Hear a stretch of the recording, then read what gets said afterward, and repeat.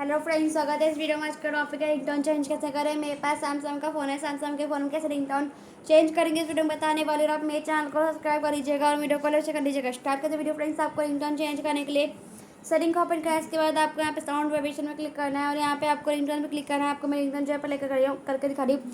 SIM 1 SIM 2 same ही ringtone play करके दिखाएंगे। मैं आपको सिम 1 का प्ले करके दिखा रही हूँ। चेंज के बाद सिम 2 का भी चेंज कर लीजिएगा। मैंने इसे होम का भी लगा रही हूँ। फ्रेंड्स, हमसे बैक कर दिया। ऐसे फ़ोन में सैमसंग के फ़ोन में जो है रिंगटोन चेंज करेंगे। फ्रेंड्स, आई होप आपको रिंगटोन चेंज करना आ गया होगा। तो प्लीज़ आप मेरे चैनल को सब्सक्राइब कर लीजिएगा और वीडियो को लाइक कर लीजिएगा। फ्रेंड्स, मिलते हैं नेक्स्ट वीडियो में। तब तक के लिए नमस्कार।